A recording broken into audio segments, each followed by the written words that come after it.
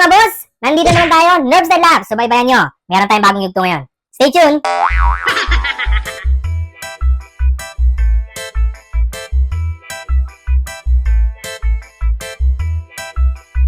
Yan, meron tayong bagong episode ngayon. Sa birthday ni Mrs. bukas. Magsasangkot siya na tayo. Actually, lulutuin ko na ng maaga. Para bukas na umaga, medyo nakaready na. So ngayon, ang ating lulutuin ngayon, menudo. Yan. Iniwa ko na yung bell pepper. Ayan. Yung carrots. Ayan. Yung patatas natin, yan. Iniwa ko na. Binabad ko sa cold water. Kasi, mas maganda yan pag nakababad sa tubig. Tapos, ito yung ating sibuyas. Yan. Hindi po tayo gagawa ng sausawan. Ha? Ano yan? Yung sibuyas kasi natin dito sa Canada, kasi laksi ng singkamas. Ayan. So, yan. Tapos, ito yung ibang ingredients niya. Yung ating, may raisins ako dito, pero parang mas maganda tong currants na to. Try ko to. Tapos, yan. Yung ating pangbato na liver spread. Reno. Ayan. Tapos, some oyster sauce. And then, the rest, makikita nyo mamaya. And then, pork shoulder. So, medyo tatanggalin ko yung mga taba niya kasi hindi maganda pag masyadong mataba. Diba? Alam mo naman, kung gusto mo pang humaba ang buhay mo at marami ka pang makita sa mundo, huwag mo kainin yan. Ayan. Papakita ko sa inyo kung paano ko lutuin yung menudo sa sarili kong idea. Timpla. So, pero menudo pa rin. So, So, bye-bye nyo. Putragis. Ayan. Ano namang, syempre may kakain ito. May makakain, hindi naman lahat kakain ng mamantika, di ba?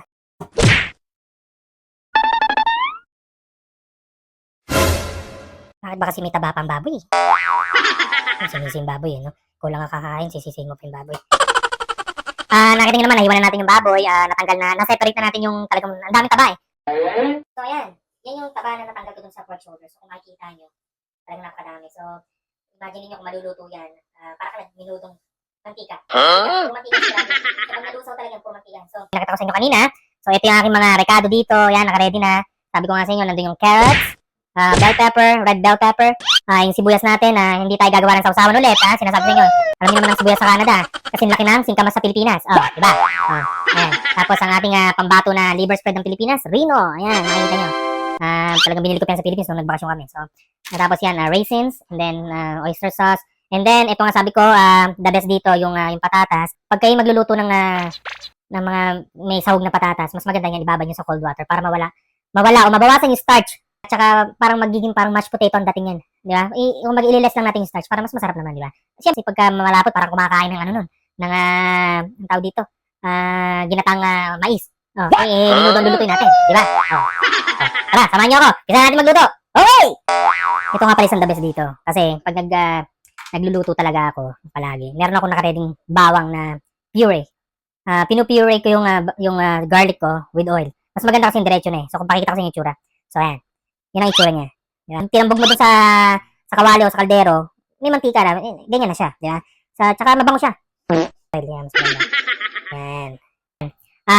Pinakuluan natin siya ng 15 minutes. So, i-double check na natin kung ano yung itsura niya. Tingnan natin. Yan na yung kinalabasan niya. So, pinakuluan natin siya sa konting suka. Siyempre, hindi natin maiwasan minsan may mga aftertaste tayo na nalalasan na parang medyo malansa, di ba? Siyempre. So, ngayon, usually talagang ganun ginagawa ko. Pinakukulang ko siya sa konting suka para hindi rin, para tumagal siya. Kung may matitira man sa ulam, kung magpapauwi ka ng ulam sa mga bisita mo, at least tatagal siya at least ng 1 linggo, di ba? Kasi napakulang mo sa suka. So, lagyan natin yung carrots.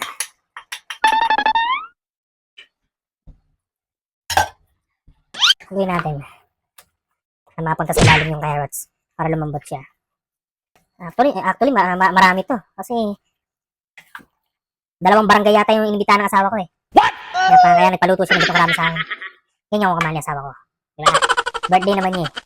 Okay. Then another 10 minutes.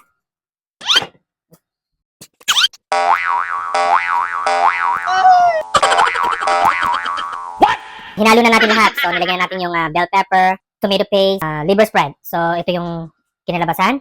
So, pinapakuluan na natin. So, yun yung ating menudo. So, low temp, lagay ko lang siya sa 4. So, wait tayo ng 20 minutes, then tikman ulit natin siya. Then, ang ating menudo ready na. Kain na! Tapos na ang 20 minutes. So, ang gawin natin, tikman na natin ating menudo. Tara, samahan niyo ako. So, ito na. Ito na ang ating menudo. Luto na siya. Makikita nyo, di ba? Yan.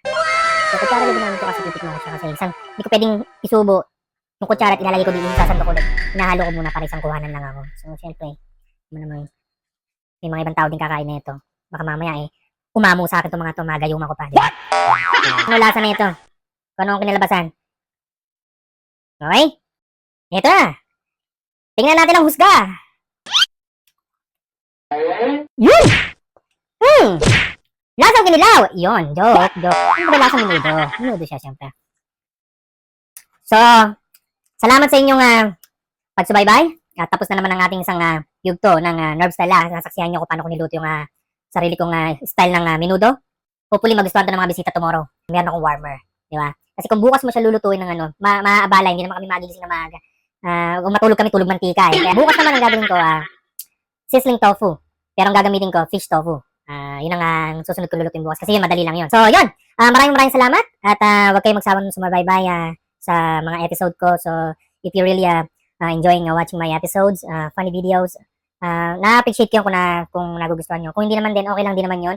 Hindi ko naman din kayo mapipilit na gustuhin nyo yung aking mga episode. So, yung sa iba, kung nagugustuhan nyo, maraming salamat sa pagsusubaybay nyo. At, Nerve Style Labs, huwag nyo akong kakalimutan. Thank you!